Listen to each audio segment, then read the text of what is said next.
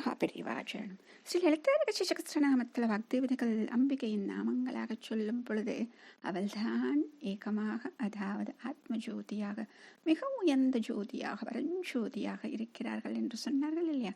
அப்போ அவள் இருக்கக்கூடிய அந்த இடம் அப்படின்னு சொல்லணும் இல்லையா? அதற்காக சொல்லப்பட்ட நாமம் ஓம் பரஸ்மை தாம்னே நமஹ. ஓம் பரஸ்மை தாம்னே நமஹ. அதாவது பரந்தாம அப்படின்னு சொல்லக்கூடிய அந்த நாமம். அப்போ பரந்தாம அப்படின்னு சொல்றதுல இந்த தாம அப்படிங்கிறது ஒரு இடம். நம்ம சொல்லுவோம் நிறைய இடங்களுக்கு க்ஷேத்திரத்தெல்லாம் போடும் பொழுது இத்தனை சதுர்தாமம் அப்படிலாம் சொல்லிட்டு நிறைய சொல்லுவோம் அந்த மாதிரி இடங்களுக்கு அப்படின்னு. அப்போ ஒரு பெரிய நிலை அப்படின்னு சொல்றது ஒரு பெரிய இடம், அதாவது நாம் அடைய வேண்டியது இது.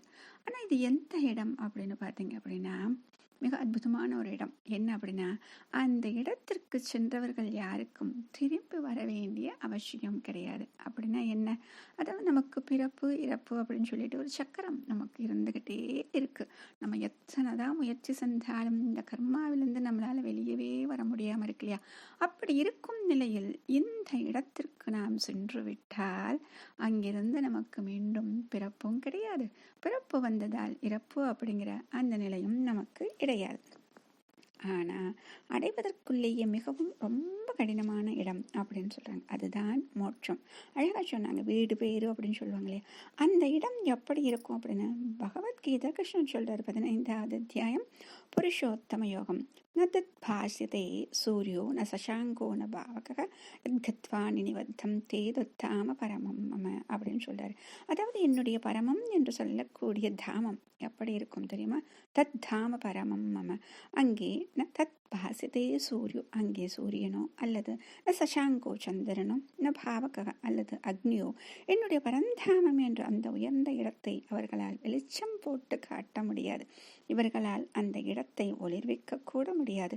அது தானாக அத்தனை ஒளி பொருந்தியதாக இருக்கக்கூடியதாக இருக்கிறது. அப்ப ஆத்ம ஜோதி தான் அந்த இருப்பிடம் அப்படின்னு சொல்றது. இங்கே ஆத்மஸ்வரூபமாகவே யார் இருக்காங்க? அம்பிகை இருக்கிறார். இப்ப கிருஷ்ணரும் இருக்கிறார் சொல்றோம். அம்பிகை வேறு கிருஷ்ணர் வேறு அப்படின்னு கிடையவே கிடையாது, இருவரும் ஒன்றுதான் அப்படின்னு தெரிஞ்சுக்கிறதுக்கு இது ஒரு சந்தர்ப்பம். அவர்கள் இருக்கக்கூடிய அந்த இடம்தான் பரந்தாமமாக பரஞ்சோதியாக இருக்கிறது.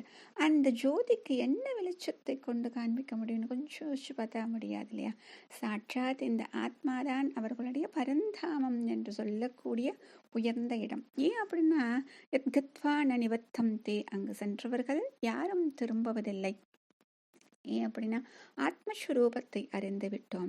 அப்படி அறிந்தவர்களுக்கு மறுபடியும் பிறப்பு இறப்பு அப்படின்னு சக்கரம் கிடையாது. நம்ம சொன்னோம் இல்லையா, தத்தாம பரமம் மம அப்படின்னு சொல்லிட்டாங்க. தத்தாம பரமம் மம அப்படின்னு பரந்தாமமான அந்த இடத்தை அவர் விளக்குகிறார்.